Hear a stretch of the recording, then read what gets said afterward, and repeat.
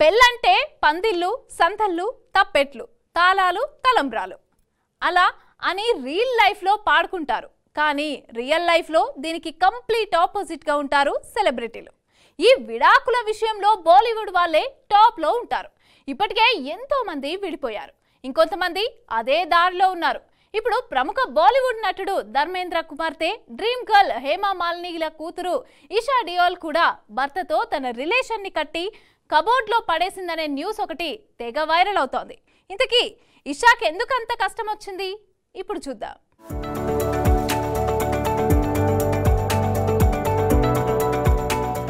ప్రముఖ బాలీవుడ్ నటుడు ధర్మేంద్ర కుమార్తె డ్రీమ్ గర్ల్ హేమా మాలిని పెద్ద కూతురు ఈషా డియోల్ పేరు ప్రొఫెషన్ కంటే పర్సనల్ లైఫ్ కి సంబంధించిన వార్తల్లోనే ఎక్కువగా వినిపిస్తోంది కనిపిస్తోంది.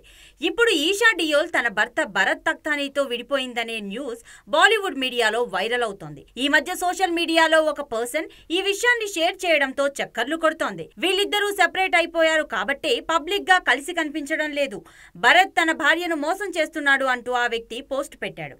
ఈ పోస్టు కాస్త అటు సోషల్ మీడియాలోనూ ఇటు మీడియాలోనూ తెగ వైరల్ అవుతోంది. వారి విడాకులకు భరత్ ఫ్రెండే కారణమా? బెంగళూరులో జరిగిన న్యూ ఇయర్ పార్టీలో ఈషా భర్త భరత్ ను చూశాను. తన గర్ల్ ఫ్రెండ్ తో కలిసి ఆ పార్టీకి వచ్చాడు. ఆమె బెంగళూరులో ఉంటుంది కాబట్టి తన కోసమే బాంబే నుండి వచ్చాడు. బయటకు చెప్పట్లేదు కానీ ఈషా భరత్ విడిపోయి చాలా రోజులు అవుతోంది అంటూ చేసిన పోస్ట్ వైరల్ గా మారింది. అయితే ఈ వైరల్ వార్తలపై డియోల్ కుటుంబం నుండి ఇప్పటి వరకు ఎవరూ రెస్పాండ్ కాలేదు.